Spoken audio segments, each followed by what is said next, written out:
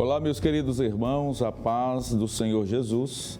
Está começando mais um programa Escola Bíblica e hoje nós iremos estudar a 7ª lição das lições da Escola Bíblica Dominical da CPAD, as lições adulto.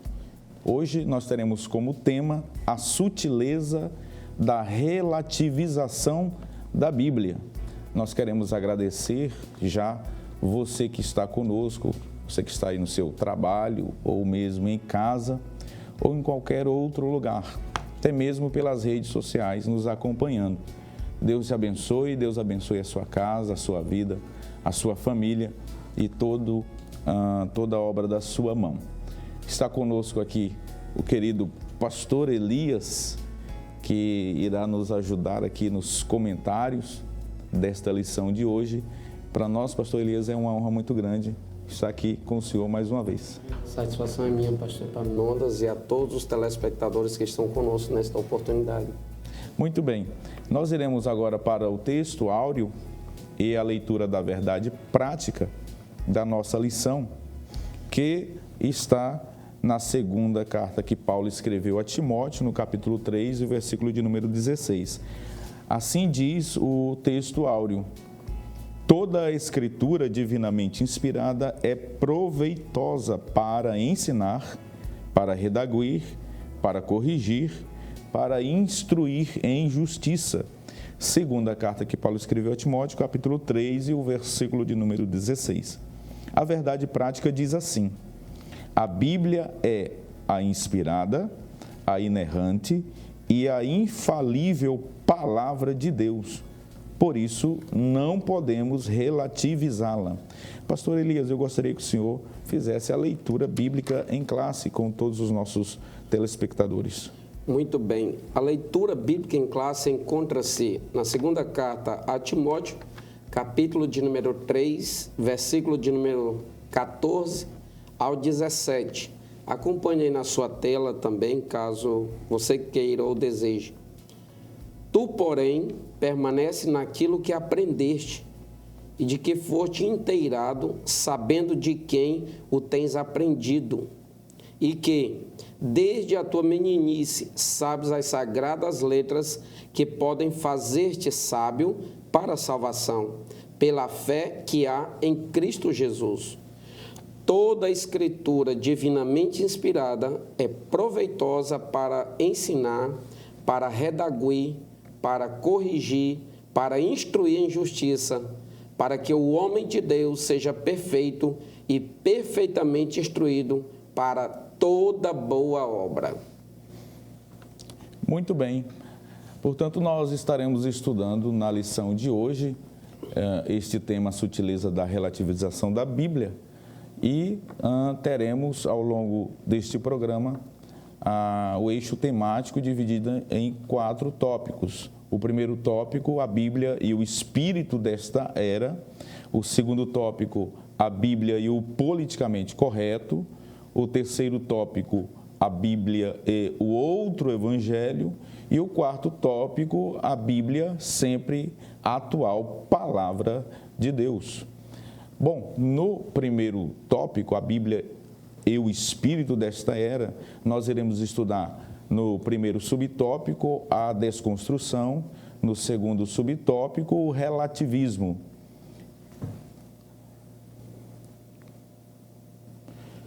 Bom, pastor Elias, nós estamos vivendo naquilo que a filosofia, a sociologia chama de a pós-modernidade, onde nós percebemos a prevalência, do multiculturalismo, do pluralismo e outras correntes filosóficas que vão de encontro com aquilo que nós conhecemos como aquilo que são verdades absolutas ou absolutos, aquilo que se estabeleceu na modernidade. E, portanto, nós estamos vivendo hoje uma ferrenha guerra cultural e, sobretudo, uma guerra espiritual. Diante desta guerra, diante destes fatos que nós estamos presenciando, o apóstolo Paulo, ele já nos orientava lá aos Efésios no capítulo 6 sobre a guerra espiritual. E esta guerra espiritual nós a venceremos com armas espirituais, com atitudes espirituais. E nesse sentido, nós, servos e servas de Deus, precisamos estar com toda a armadura de Deus para enfrentarmos esta guerra espiritual, esta batalha espiritual. E diante disso, nós estamos, pastor Elias, presenciando e vivendo, né, ataques contra aquilo que nós consideramos ser verdade absoluta, na tentativa de desacreditar, na tentativa de desconstruir, na tentativa de colocar em xeque ou em dúvida aquilo que a palavra de Deus nos assevera. E aí, diante disso, pastor Elias, nós estamos na iminência, né, de acompanharmos até mesmo aquilo que os estudiosos estão chamando de um cristianismo líquido, um evangelho relativo, onde o relativismo, infelizmente, está batendo também na porta do cristianismo. Aí eu gostaria, pastor Elias, que o senhor iniciasse comentando sobre a Bíblia e o espírito desta era, né? Qual é o espírito que está dominando esta era, pastor Elias? Muito bem, pastor Epaminondas, Pai do Senhor a todos os nossos irmãos que estão aí agora nos assistindo. Nós sabemos que conhecer a Deus através das Escrituras, conhecer a palavra de Deus, é conhecer também as circunstâncias, é conhecer o tempo, é conhecer o passado, é conhecer o presente, é conhecer o futuro. E também conhecer automaticamente ou consequentemente o contexto no qual a igreja, enquanto representante do reino de Deus aqui na terra, está inserido. E esse contexto é um contexto de conflito, é um contexto de guerra, como o senhor já bem explicitou. A nossa maior base de referência, a nossa maior base de conduta é a palavra de Deus. Ela é o nosso código de ética, de moralidade, de vida cristã. E, ao longo do tempo, pastor Epaminondas, nós vemos uma ferrenha perseguição, uma intensa articulação do lado, digamos que, opositor, do mal, do maligno, em busca de aniquilar, de abafar os princípios que norteiam esse movimento chamado cristianismo. Nós sabemos que essa perseguição começou de início, claro, pelo exemplar, uma perseguição, digamos, tentar aniquilar, digamos que, o aspecto físico da palavra de Deus, os exemplares propriamente queimando e etc. Nós vemos isso que na história, isso é muito comum. Os imperadores fizeram isso no período interbíblico também, neotestamentário, nós vemos que houve muitos homens cruéis que queimavam a lei do Senhor, os mandamentos, porque a lei do Senhor, a palavra de Deus, expressa a perfeita e absoluta vontade de Deus para a humanidade. Então, o diabo, o adversário da nossa vida, ao longo do tempo, ele perseguiu assim, fisicamente. Mas, com o passar do tempo, se percebeu que não estava havendo êxito. Então, se mudou também para a perseguição bíblico-doutrinária, digamos assim, do conteúdo, da essência, da mensagem. E aí isso não tem tido êxito, não tem logrado resultado positivo.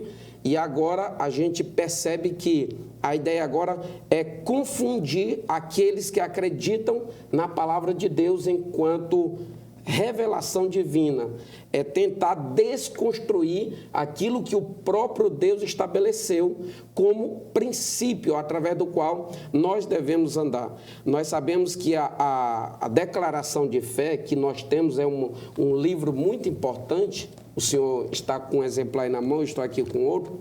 É uma espécie de síntese do conteúdo bíblico doutrinário que nós cremos, que nós professamos, e a nossa declaração de fé, ela nos diz o seguinte: cremos, professamos e ensinamos que a Bíblia Sagrada é a palavra de Deus, única revelação escrita de Deus dada pelo Espírito Santo, porque muitas pessoas aí, nesse tempo chamado pós-modernidade, que inclusive algumas terminologias que todas convergem para esse fim dessa pós-modernidade chamado, por exemplo, a era do vazio, a pós-verdade, o fim das certezas, a cultura líquida que o Senhor já citou nesta oportunidade. Então, tudo isso converge para um tempo chamado de pós-modernidade. Pois bem, essa pós-modernidade, pastor Epaminondas, ela é marcada por um movimento chamado relativismo, ou aqueles que defendem a ideia da relativização. Tudo quase se torna relativo. E nessa receita, eles querem envolver também a palavra de Deus. O relativismo é o seguinte, é um movimento que prega uma doutrina com D minúsculo, porque ela não é a doutrina bíblica, não é uma doutrina verdadeira, é uma doutrina segundo a qual todo ponto de vista é válido, todo conceito é aceito, não tem certo ou errado. Ou seja, a verdade absoluta, ela deixa de existir, não temos uma referência máxima. Nessa perspectiva, seria o que é verdade para o senhor pode não ser para mim ou para o outro. O que é verdade em um lugar pode não ser verdade em outro lugar. Seria exatamente isso. Pastor Epaminondas. Esse princípio do relativismo é o que rege, digamos assim, várias outras linhas, digamos que, de ideologias, por exemplo, ideologia de gênero, por exemplo. Elas querem colocar na mente das pessoas que a pessoa não nasce com sexo biológico, por exemplo, definido.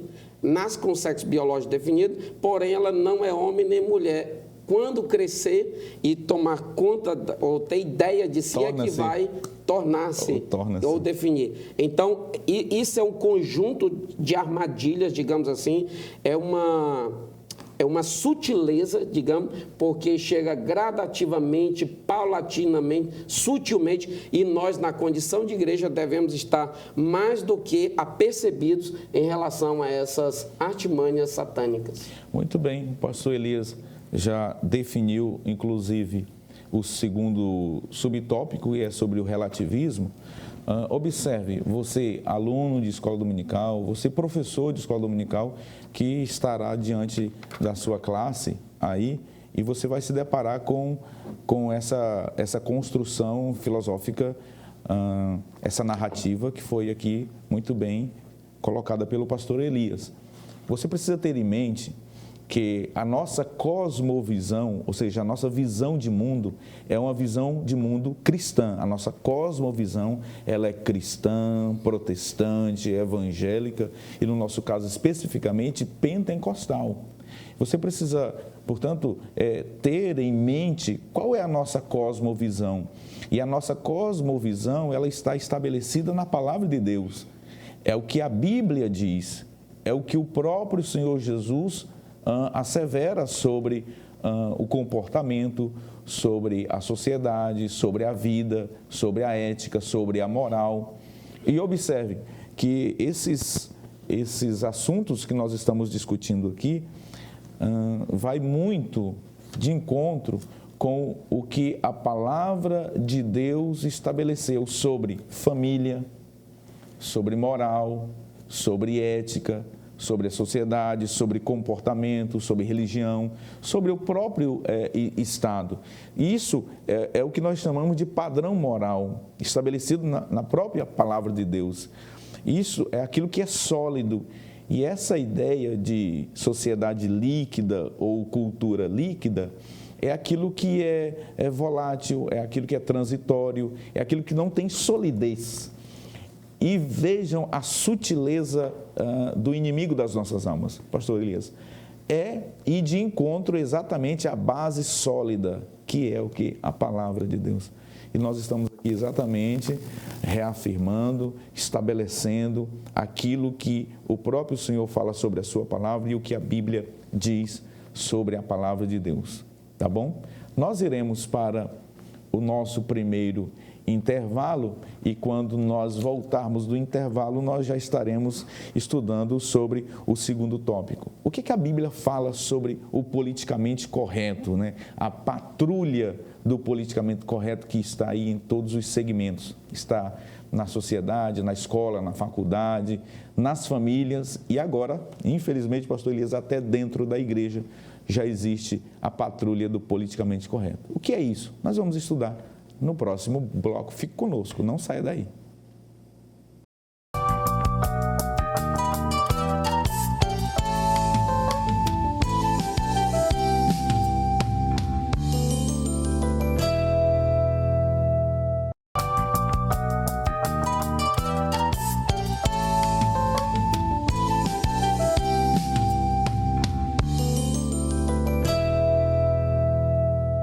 Meus queridos, nós estamos de volta com o segundo bloco do programa Escola Bíblica. Nós estamos estudando a lição 7 das lições bíblicas da Escola Dominical, publicada pela CPAD, a Casa Publicadora das Assembleias de Deus no Brasil.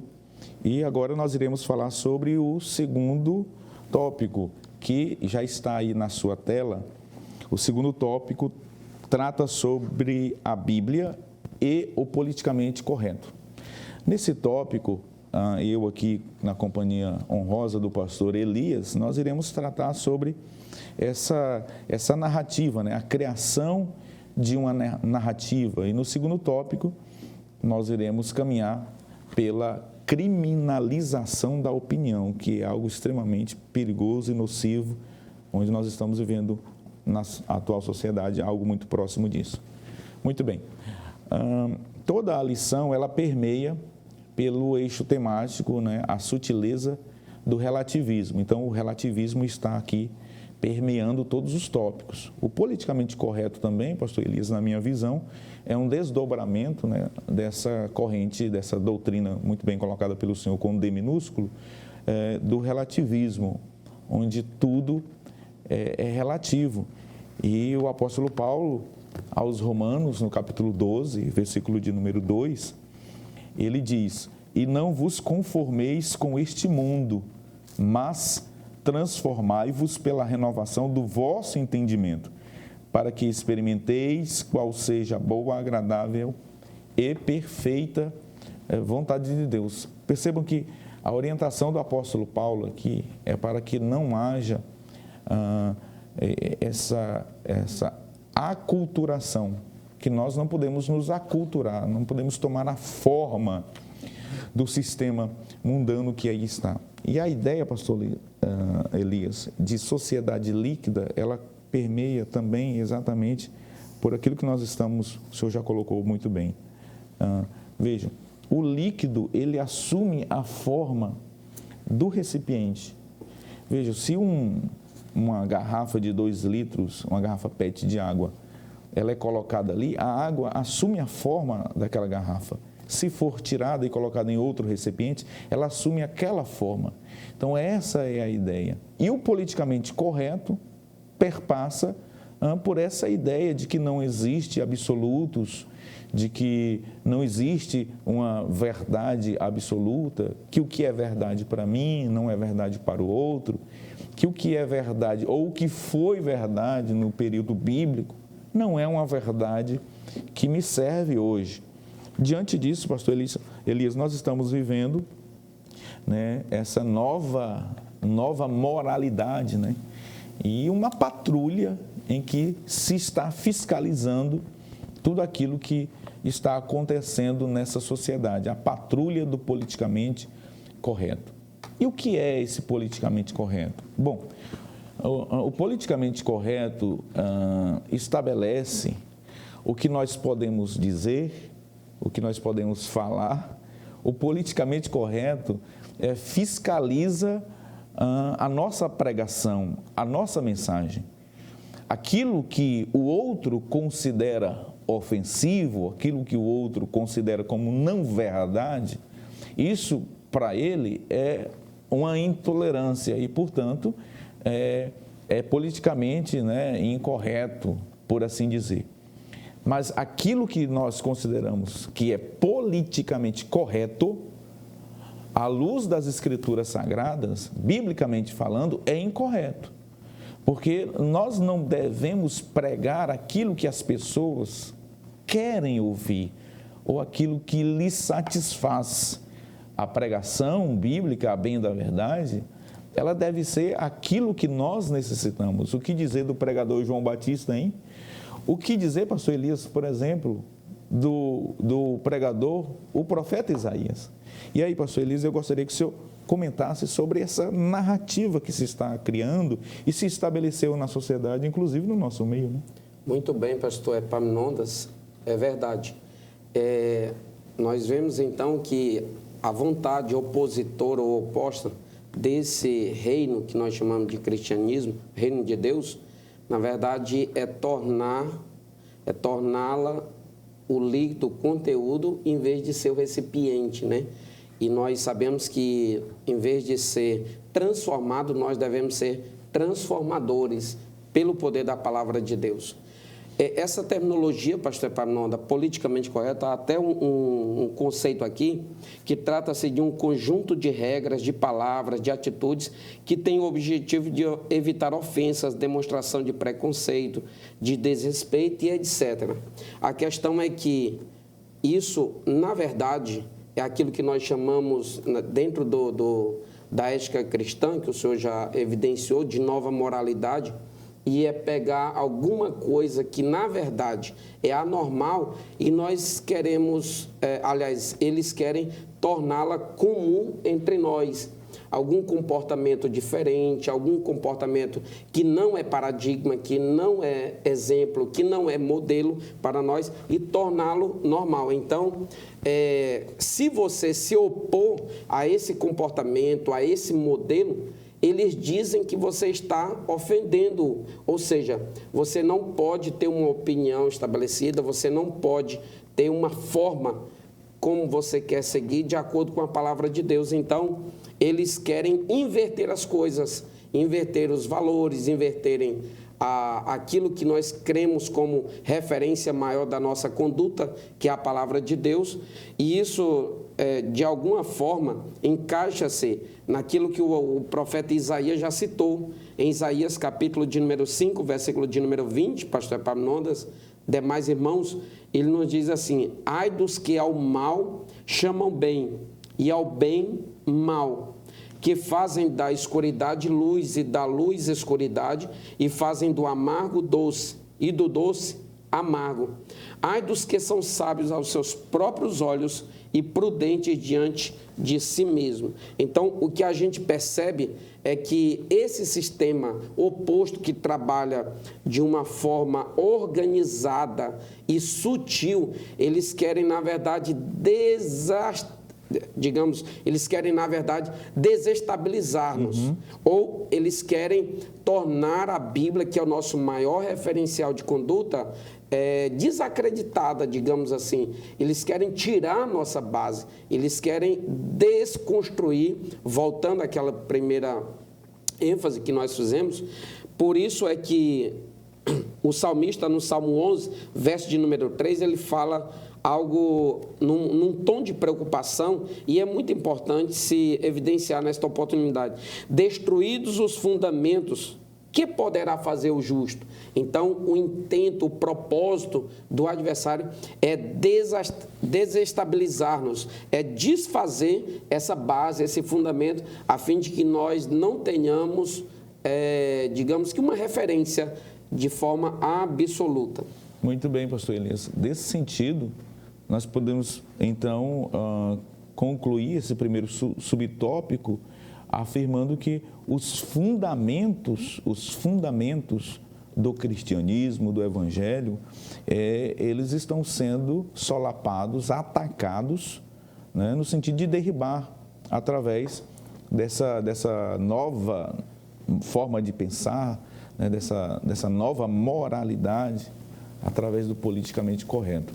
E aí, pastor Elias, nós precisamos sentar à mesa e discutir sobre estes assuntos. E eu louvo a Deus pela vida dessa proposta que foi colocada, né, neste trimestre, especialmente com este tema. Nós precisamos discutir esse tema, porque daqui a pouco nós vamos, em nossas reuniões, nos perguntar: nós podemos pregar contra isso?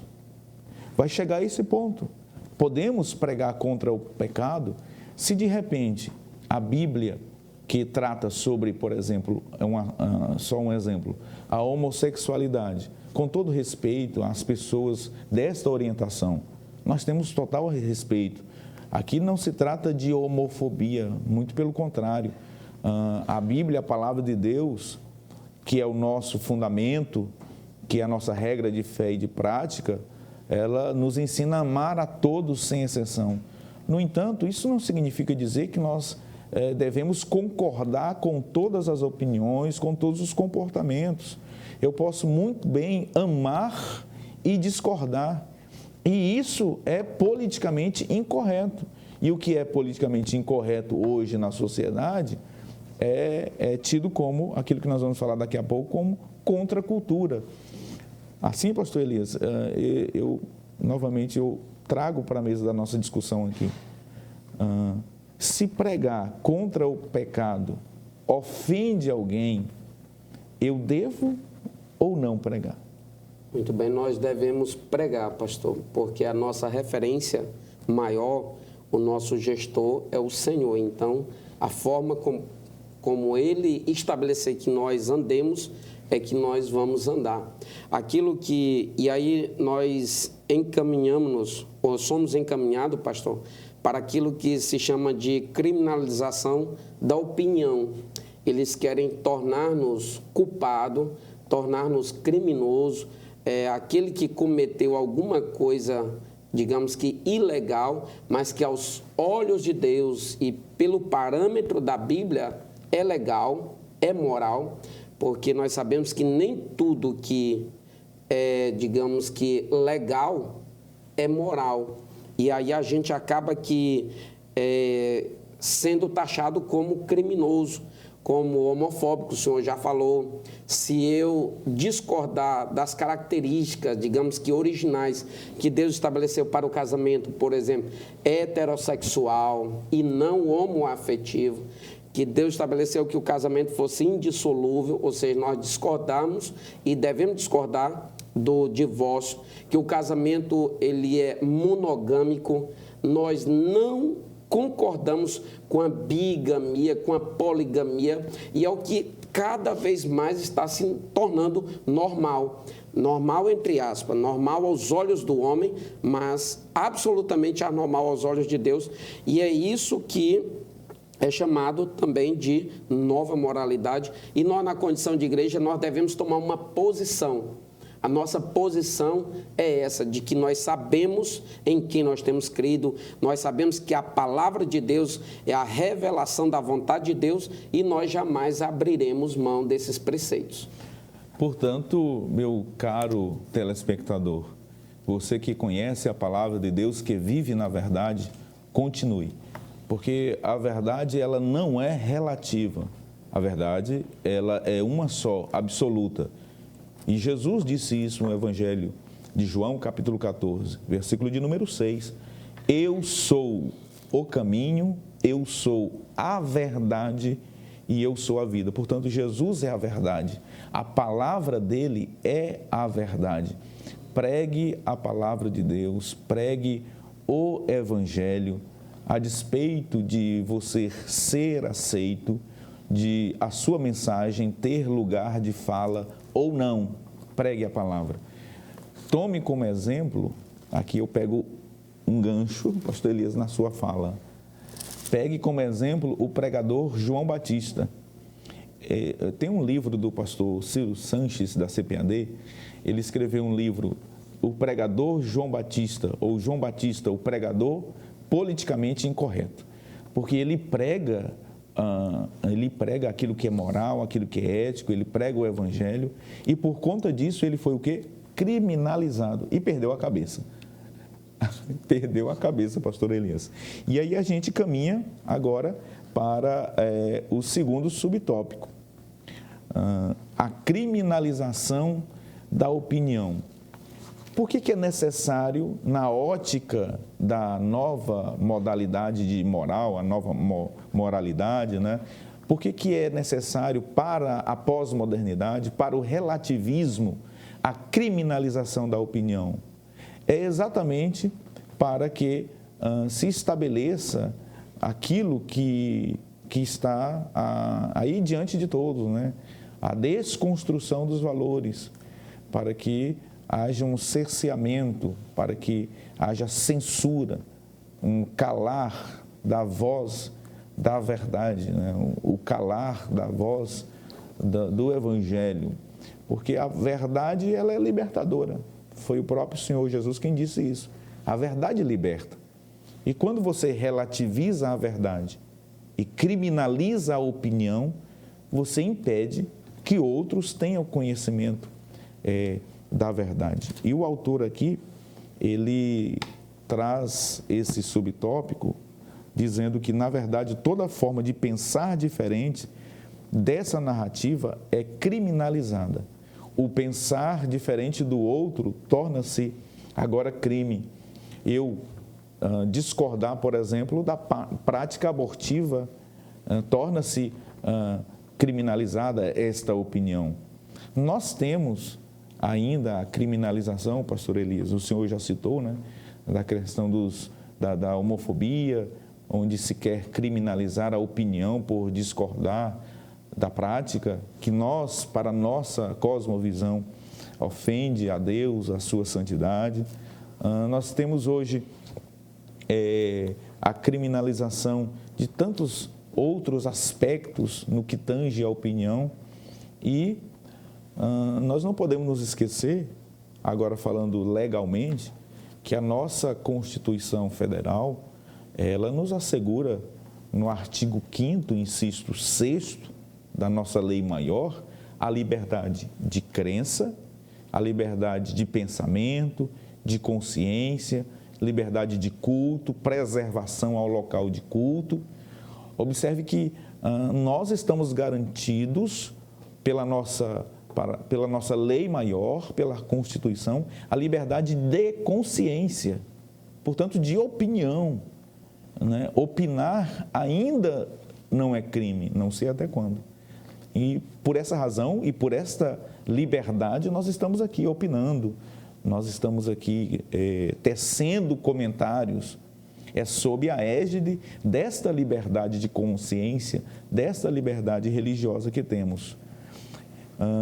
Quem pensa diferente, pastor Elias, e aqui no nosso caso, quem pensa diferente, ele está sujeito a uma ditadura do pensamento, não é, pastor Elias? Com certeza, pastor. Até porque um dos principais propósitos desse sistema é aniquilar, em especial, esse movimento conservador, esse movimento que, ao longo do tempo, tem sido até modelo para a firmeza da sociedade, para a solidez da comunidade.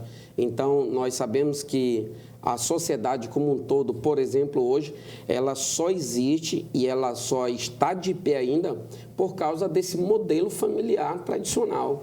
No dia que esse modelo for estrangulado, no dia que esse modelo for destruído e isso for concebido, digamos que do ponto de vista legal, de forma generalizada, a sociedade ela não tem a mínima condição de subsistência. Então, o propósito máximo desse sistema também é aniquilar esse sistema conservador que é mantido pela igreja. Então, nós jamais devemos abrir mão disso e saber que isso é reflexo daquilo que o próprio Senhor já falou e falou lá atrás, que nós sim, a igreja do Senhor, ela passaria por perseguições. E, pastor, nós devemos tomar cuidado que gradativamente, é por isso que a palavra que está, digamos que em evidência durante todo esse trimestre é a sutileza ou as sutilezas, porque isso não chega de forma súbita, né, instantaneamente. Isso é concebido gradativamente. Quantos pais estão sendo convencidos pelos filhos de que aquele comportamento homoafetivo é legal, é moralmente concebível e não é. Quantos pastores por aí estão a cada dia assimilando e concebendo a ideia de realizar um casamento, por exemplo, homoafetivo? Isso aí é contrariar de uma forma digamos que profunda, a vontade de Deus. Então nós devemos tomar cuidado. O que era pecado ontem continua sendo hoje e continuará amanhã também. Então não devemos jamais abrir mão dos princípios e dos preceitos eternos. Muito bem, pastor Elias. Portanto, nesse segundo tópico, nós aprendemos que a pós-modernidade e o relativismo trouxe a ideia do politicamente correto. E o politicamente correto está gerando pregadores politicamente corretos, pastores politicamente corretos, um evangelho politicamente correto, um cristianismo politicamente correto, que é contrário ao que as Escrituras assim nos ensinam. Nós iremos para mais um intervalo. E na sequência nós iremos para o nosso terceiro bloco e falaremos sobre a Bíblia e o outro evangelho. Não sai daí, rapidinho nós estaremos de volta.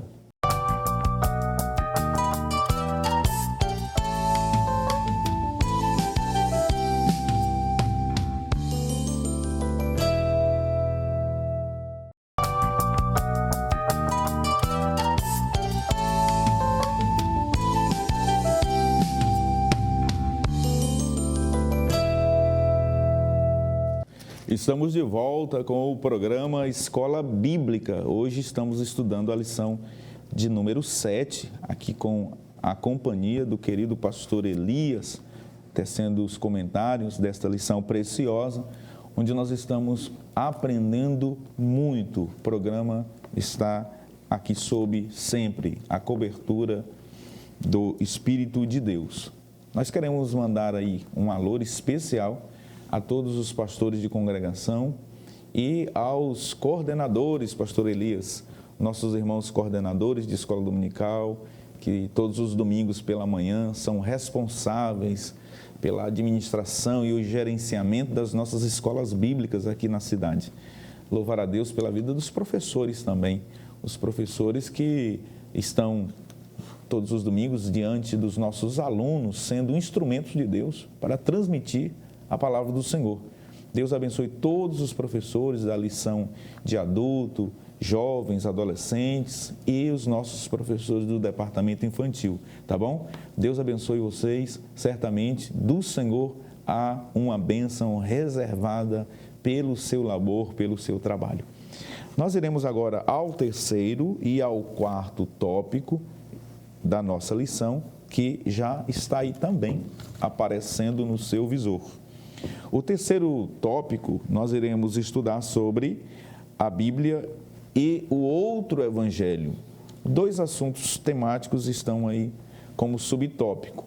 Uma nova metodologia e novas teologias no segundo tópico.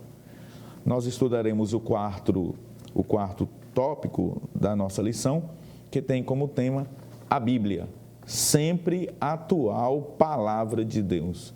E neste tópico, nós estudaremos sobre a revelação de Deus e veremos a inspiração de Deus que foi dada aos autores. A Bíblia, portanto, ela é inspirada, por Deus, o segundo subtópico. Pastor Elias, nós percebemos que ao longo desta lição, o autor ele vem trabalhando a desconstrução ou a tentativa de se desconstruir aquilo que é absoluto, as verdades absolutas, que é a palavra de Deus. E, nesse sentido, há uma necessidade por parte da pós-modernidade e dos inimigos da verdade, da palavra de Deus, de atacarem os fundamentos. Atacando os fundamentos ou derribando os alicerces, se consegue os seus objetivos. Mas eu de pronto já digo que a igreja e, portanto, a sua doutrina e, consequentemente, a sua metodologia e as suas teologias, a teologia bíblica cristocêntrica, ela está fundamentada na rocha que é Cristo. Ela está fundamentada no Senhor Jesus. E Jesus disse que podem vir os ventos, as tempestades, podem vir todos os intentos contra a casa que está edificada sobre a rocha, ela não cai, porque o alicerce é firme, é sólido, é uma rocha. E Jesus é a rocha, Ele é a pedra da esquina. Ele é a rocha que os construtores rejeitaram. Nós estamos edificados sobre a rocha. A igreja está sobre a rocha, a nossa teologia está sobre a rocha, a hermenêutica da igreja é sólida, está edificada sobre a rocha. Neste terceiro tópico, a Bíblia e o outro evangelho, já no primeiro subtópico, nos é trazido aqui pelo autor uma nova metodologia. O que nós estamos percebendo na atualidade? Uma tentativa, pastor Elias, de ressignificar a Bíblia, de trazer uma nova interpretação à Bíblia Sagrada. Isso aqui é hermenêutica. A hermenêutica bíblica, a hermenêutica séria, a interpretação, portanto, bíblica, ela precisa necessariamente ser aqui reafirmada pela igreja, pelos professores de escola dominical, os cursos teológicos, eles precisam reafirmar a sua hermenêutica, no nosso caso aqui, uma hermenêutica cristocêntrica, uma hermenêutica pentecostal. Nós precisamos reafirmar as nossas bases, nós precisamos estar sempre voltando a elas, a essas bases, para que esses intentos, esses ataques não venham nos atingir. O que nós estamos percebendo hoje é que o leitor da Escritura, da Palavra de Deus, é que tem a última palavra. O sublinhar aqui está dando ênfase a quem está lendo a Bíblia e não àquele que escreveu, o autor sagrado. E essa ressignificação, ou essa tentativa de se ressignificar as Escrituras Sagradas, de dar um novo parecer à interpretação bíblica, passa, sobretudo, pelo leitor. Hoje, a tônica é o leitor, ele lê a palavra de Deus, ele lê a Bíblia, e ele dá a interpretação que melhor lhe cabe, que melhor lhe é conveniente. E isso fere os princípios de interpretação da palavra de Deus, os princípios hermenêuticos estabelecidos pela própria Bíblia, pela própria palavra de Deus. Vejam que os autores sagrados, eles escreveram a Bíblia Sagrada debaixo da orientação, sobretudo da inspiração do Espírito de Deus. E nós precisamos buscar, compreender, entender e interpretar à luz daquilo que o autor sagrado quis transmitir. Portanto, a nossa hermenêutica, ela está baseada, pela interpretação histórico-gramatical, literal. Nós precisamos buscar saber o autor que escreveu aquele livro, por que ele escreveu, para quem ele escreveu, a época que ele escreveu, para, a partir dessas informações basilares, extrair a verdadeira hermenêutica, a verdadeira interpretação, aquilo que nós chamamos a exegese do texto. A exegese é a extração do verdadeiro sentido da Bíblia. A palavra exegese, ela significa extrair de dentro para fora. Eu leio a Bíblia e eu vou extrair aquilo que o autor quis transmitir, e não o contrário, colocar palavras na boca do autor, dizer o que a Bíblia tem que dizer para me agradar ou para coadunar com a minha filosofia, com a minha perspectiva, com aquilo que eu penso. Assim, pastor Elias, nós estamos diante, então, de uma nova hermenêutica, nesse processo em que o leitor tem a última palavra e não o autor, e isso é muito perigoso. E nós estamos também, pastor Elias, diante de novas teologias, não é isso? Com certeza, porque, pastor Epaminondas, automaticamente, na medida que se quer estabelecer um novo parâmetro, digamos que, de evangelho, querem dar um novo direcionamento à palavra genuína, que é a palavra de Deus, automaticamente surgem outras terminologias, para agradar a pessoa. Aquilo que o senhor já explicitou de alguma maneira, tornar um evangelho que se adeque à sua situação ou à sua realidade, colocando palavras, inclusive, ou interpretações que não existem. O senhor já evidenciou muito bem aqui sobre a exegese, né, que é o contrário da exegese, tirar do texto. Isso é muito preocupante. O apóstolo Pedro, na sua segunda epístola, pastor Epaminondas, ele nos diz no capítulo 1, verso 20, sabendo primeiramente isto, que nenhuma profecia da Escritura é de particular interpretação, porque a profecia nunca foi produzida por vontade de homem algum, mas os homens santos de Deus falaram inspirado pelo Espírito Santo.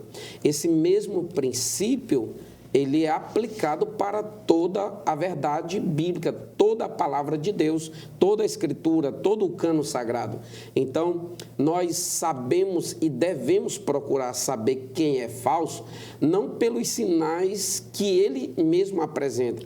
Eu sei que alguma coisa é falso a partir de que nele não contém as evidências ou as características do verdadeiro.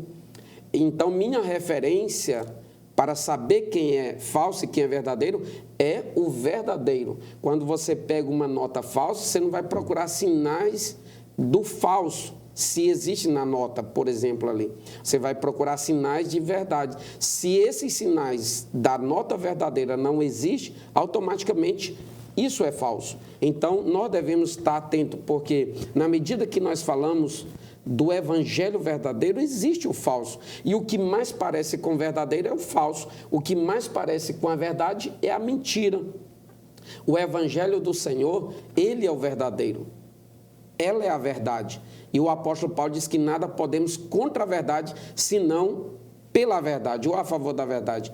Isso é tão sério, pastor Epaminondas, que o próprio apóstolo Paulo, ele diz assim, nem que eu mesmo, amanhã, chegue pregando uma nova doutrina ou apresentando um novo ensinamento, um novo evangelho, podem considerar-me como falso, porque o verdadeiro é esse aqui que ele estava apresentando. Por isso, em Gálatas, capítulo 1, versículo de número 9, ele nos diz assim, assim como já vos dissemos, agora de novo também vos digo, se alguém vos anunciar outro evangelho, além do que já recebeste, seja anátema. Seja anátema. Pode ser um anjo, pode ser um outro ser sobrenatural, pode ser até ele mesmo. Então, nós devemos estar atentos quanto a isso. Alterar a palavra de Deus, ela resulta em prejuízos irreparáveis. Ela resulta em consequências drásticas.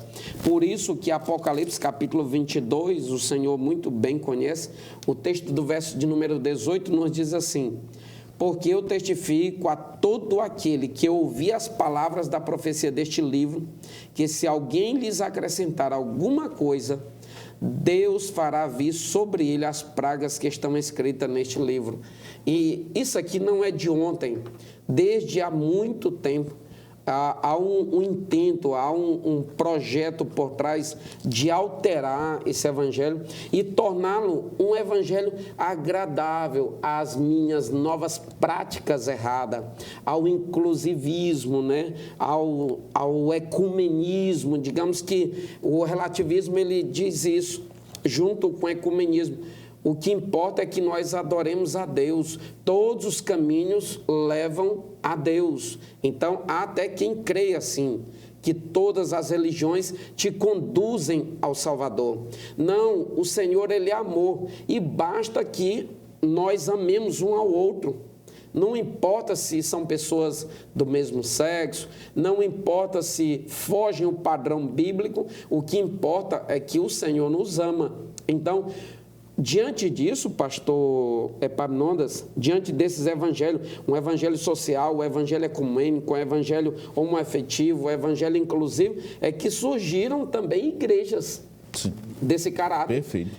Igrejas para todo gosto de todas as pessoas que queiram. Então, tem igreja para isso, tem igreja para esse movimento, e isso é preocupante, porque o Senhor, ele não se modifica, o Senhor, ele é absoluto. O Senhor, através da sua palavra, ela é inspirada, ela é revelada por Deus, mas ela é eterna, ela é imutável. Por isso que Isaías capítulo 40, verso 8, diz assim: seca-se a erva e cai-se as flores, mas a palavra do nosso Deus, essa permanece eternamente, ela é imutável.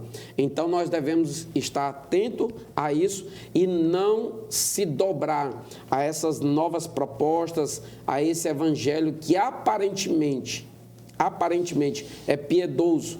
Na verdade, é uma falsa piedade, é uma falsa misericórdia para incluir pessoas que querem permanecer nas suas práticas erradas. E, pastor Elias, nós podemos, assim, concluir esse tópico aqui, afirmando que a base ou o fundamento, né, de tudo isso, de todas essas novas teologias ou essas novas metodologias hermenêuticas que estão produzindo, né, novas igrejas, conforme o senhor muito bem colocou, gerando um outro evangelho e outro que é diferente daquilo que está estabelecido na palavra de Deus, nos parece, e foi muito bem identificado aqui pelo autor, que a raiz de tudo isso é o marxismo evangélico, ou a teologia marxista, né? O autor coloca muito bem aqui. E essa teologia marxista, ela deu uma nova roupagem para o marxismo evangélico, né? Trazendo agora essa ideia de sociedade líquida que é fundamentada no individualismo e no narcisismo. Aí você tem, se eu não gosto da igreja tal, eu vou para a igreja tal. Se aquela igreja, a pregação dela é ofensiva à minha verdade, eu vou para a igreja fulana de tal. Está gerando o quê? Uma individualidade. Isso é uma marca da pós-modernidade. A individualidade e o narcisismo. Portanto, qualquer pensamento que destoe, né, daquilo que nós consideramos como verdade central, aí culmina naquilo que estão dizendo, né, considerado fascismo, homofóbico, é discurso de ódio. E nós não temos, de modo algum, discurso de ódio. Nós não trabalhamos com o ódio, nós trabalhamos com o amor. E na perspectiva do amor, existe algo que é substancial. O amor traz consigo verdade, traz consigo a justiça de Deus. Assim, nós concluímos este terceiro tópico e passamos a falar agora sobre o quarto e último tópico da nossa lição, que é, pastor Elias, a Bíblia, sempre atual, palavra de Deus. Em que pese a Bíblia ser um livro antigo, mas a sua mensagem é novíssima. A mensagem da palavra de Deus é sempre nova, conforme disse o profeta Jeremias, né, que as misericórdias do Senhor, elas são novas a cada manhã. Isso fala, né, da atualidade da misericórdia de Deus e, portanto, né, da atualidade da palavra do Senhor. A palavra de Deus, a Bíblia Sagrada, é um livro escrito há milhares de anos atrás, mas a sua mensagem, como disse, né, o evangelista Billy Graham, a sua mensagem é mais atual do que o jornal de amanhã. Assim, pastor Elias, eu tenho que lhe perguntar isso, eu preciso fazer essa pergunta, né? A Bíblia, ela necessita ser ressignificada, conforme aí um pregador, youtuber, né, disse que a Bíblia necessita ser atualizada. Pastor Elias, a Bíblia necessita ser atualizada? Com certeza não, pastor Epaminondas. Por mais que ela nos confronte, por mais que ela nos incomode, ela nos constranja para que nós entremos num caminho que agrade à vontade do Senhor, ela não precisa de atualização porque ela já é atual, absolutamente atual, e jamais será desatualizada. Pastor Epaminondas, e a situação, nós sabemos que a razão principal dessas pessoas que clamam, inclusive a pessoas conhecidíssimas, né, no meio social, no meio evangélico, a nível nacional, que chegou a falar isso, e nós sabemos que são pessoas que são cotadas do ponto de vista bíblico-teológico, são verdadeiros hereges, né, que solicitam ou demandam essa ressignificação, essa atualização da palavra de Deus. E nós devemos tomar muito cuidado. A nossa declaração de fé, a declaração de fé das Assembleias de Deus, ela nos diz o seguinte, que a Bíblia é nossa única regra de fé e prática, a inerrante, completa e infalível palavra de Deus. Aqui contempla duas situações, tanto a desnecessidade desse outro evangelho que nós acabamos de tratar aqui, e também que ela é completa, ela é absolutamente perfeita, ela supre todas as nossas necessidades, porque ela é suficiente. A palavra de Deus, ela carrega consigo uma suficiência absoluta, como ninguém ou como nenhum outro texto possui. Ela possui essa característica peculiar, tanto que a própria declaração de fé nos diz que a Bíblia, ela é uma literatura sui generis. Aquela expressão latina, que o senhor é da área do jurídico, que não existe nada paralelo, não existe nada igual, é um gênero único, é um gênero absoluto e incomparável. Então, a palavra de Deus, ela é a verdade, e o apóstolo Paulo nos diz o seguinte, que nós já lemos no início deste programa, que toda a Escritura, ela é divinamente inspirada, ela possui essas três características básicas, razão, ou razões pelas quais ela não precisa de atualização. Ela é inspirada, ela é inerrante e ela é infalível ou imutável. Ela tem o sopro do próprio Deus. Ela revela a vontade de Deus. Ela jamais erra porque ela é reflexo das ações ou do procedimento do próprio Deus, aquele que nunca errou, nunca erra e nem errará em toda a sua eternidade. Muito bem, pastor Elias, aprendemos que a Bíblia, de modo algum, necessita dessa ressignificação, né? Há um clamor aí por parte da pós-modernidade, dos defensores do relativismo, para que se atualize a Bíblia no sentido de ajustá-la aos comportamentos que, ao nosso ver, é contrário à palavra de Deus. E essa atualização exigida por estes é no sentido de fazer com que ela seja adaptada, a Bíblia adaptar-se ao comportamento social das pessoas. E nós estamos percebendo este clamor das pessoas. Mas vejam que a palavra de Deus, ela é atual, porque ela foi revelada por Deus. Ela é a revelação de Deus ao homem. A Bíblia é a vontade de Deus ao homem. Paulo disse, toda a Escritura é divinamente inspirada. O pastor Elias já leu, quando o apóstolo Pedro escreveu, que nenhuma profecia jamais foi dada aos homens. Essas profecias não são de particular interpretação. Antes, homens santos falaram movidos, inspirados, teospneustos, né? A expressão grega teospneustos, inspirados, eles foram cheios do Espírito Santo. O Espírito de Deus soprou sobre eles o seu ar, o seu vento, para que eles pudessem, cheios do Espírito Santo, escrever a palavra de Deus. A atualização nos fala de um aspecto temporal, né? Algo que precisa ser atualizado. Observe que Deus, Ele é Senhor do tempo. Deus é atemporal. Deus, Ele criou o tempo e, portanto, Ele tem domínio. Ele conhece todas as coisas, atributo natural de Deus.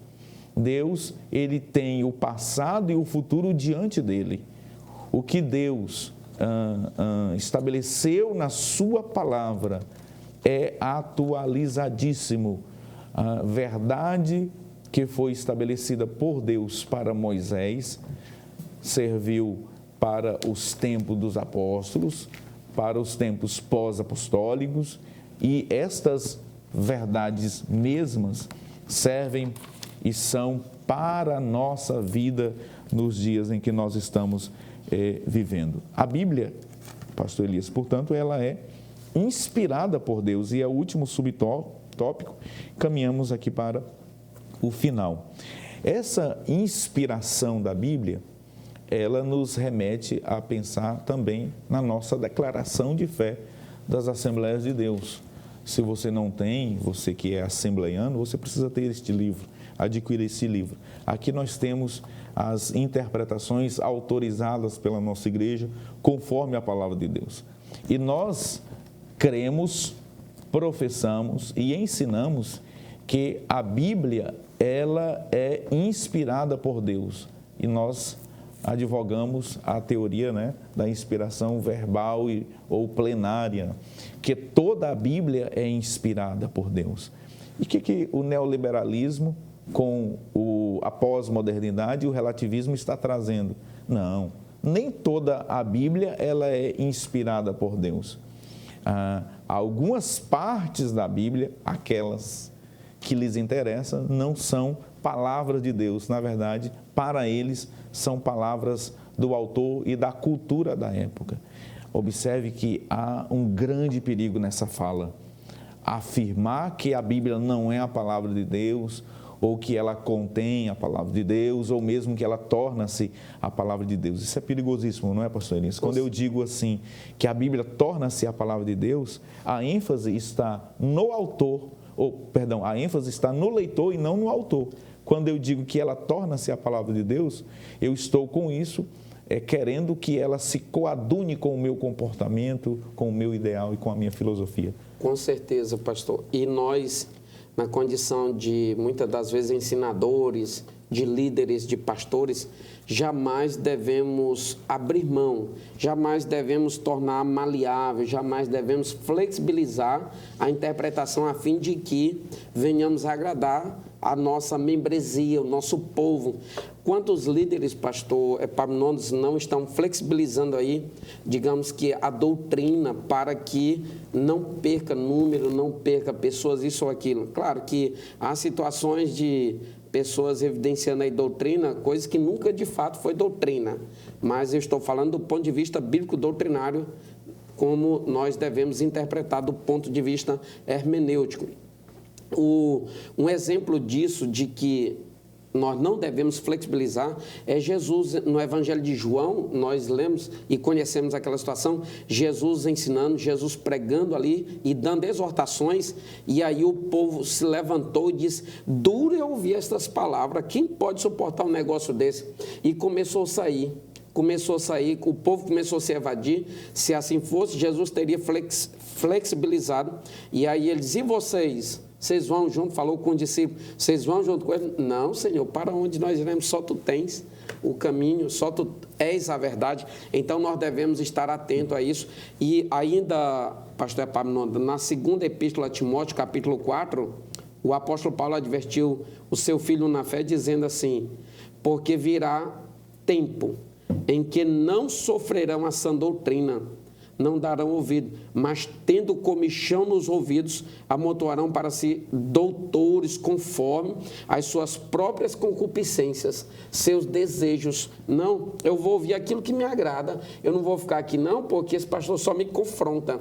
E parece, ou é semelhante àquela profecia que era emitida lá pelo profeta Micaías, naquela ocasião em que o rei Acabe queria ir para Ramote Gileade, e todos os profetas profetizavam coisas boas. Vai, o Senhor é contigo, só um profeta profetizava a verdade, e aquilo o incomodava severamente, razão pela qual ele falou para Josafá. Então, nós devemos tomar cuidado. Se a palavra de Deus nos confronta, nos constrange, se a palavra de Deus ela revela os nossos erros, então é porque o Senhor está apresentando e manifestando a sua misericórdia aos nossos corações e à nossa alma. Muito bem, meus irmãos, estamos chegando ao final deste programa maravilhoso, abençoado, E ficamos com a última mensagem, né? Que sejamos os Micaías, não é, pastor Elias, desta geração atual. Nós aprendemos nesta lição que há uma narrativa, há uma tentativa de se desconstruir os fundamentos, a verdade absoluta da palavra de Deus, através do politicamente correto, através de novas teologias, de novos métodos, de um novo momento, de uma nova moralidade. Todas essas são tentativas de se desconstruir a palavra de Deus, de se ressignificar, ou a tentativa de se atualizar a palavra do Senhor. Mas vimos que os fundamentos da palavra de Deus devem ser ratificados, devem ser reafirmados e devemos pregar o Evangelho, pregar a palavra de Deus, aquilo que está estabelecido pelo Senhor Jesus. Nós queremos agradecer a sua audiência, tá bom? Deus abençoe a sua vida, a sua casa, a sua família. Continue na programação da TV Kairos, canal 7.1. Até o próximo programa. Nós iremos concluir orando, pedindo a Deus que abençoe a sua vida, a sua casa e a sua família. Pastor Elias, por gentileza, nos despeça em oração. Vamos orar então, agradecer a Deus e felicitar o pastor Epaminondas. Opa! Que está aniversariando esse final de semana, bem no Dia dos Pais. Amém. Deus o abençoe e continue sendo essa referência bíblico-teológica, essa referência de pastor, que Deus continue abençoando e guardando a sua vida e a sua casa e tornando-se cada vez mais essa pessoa admirável que obrigado, o Senhor é, sem nenhuma demagogia. Muito que obrigado, todos os abençoe, Deus o abençoe. Amém. E vos abençoe toda a sua casa em nome de Jesus. Vamos orar agradecendo a Deus e apresentando todos os pais, que todos sejam plenamente abençoados. Senhor, nós te agradecemos, ó Pai, te exaltamos pela tua graça, te agradecemos pela tua palavra, Senhor, que é inerrante, que é infalível, que é imutável, que é a revelação da tua vontade. Nós te louvamos, ó Pai, pela existência da tua igreja, ó Pai, do teu povo aqui na terra, Senhor, este povo que levanta a bandeira da verdade, Senhor Deus eterno, sem temor, ó Pai, aquilo que chamam de verdade, ó Pai, ou de outra verdade por aí afora, que nós continuamente, Senhor, sejamos guardiões da Tua palavra, da verdade, ó Pai. Deus vem usar cada dia, cada um dos pais que agora estão nos assistindo e abençoá-los para a glória do Teu nome, abençoa cada família, cada casa, abençoa o nosso pastor presidente, pastor Salles, que Deus guarde a sua casa, a sua família de uma maneira poderosa, abençoa o pastor Epaminondas, ó Pai, bem como toda a sua família, que a Tua boa mão esteja sobre a vida dele e de toda a Tua igreja, ó Pai, em Marabá. Nós te agradecemos e te louvamos por tudo, em o nome de Jesus. Amém.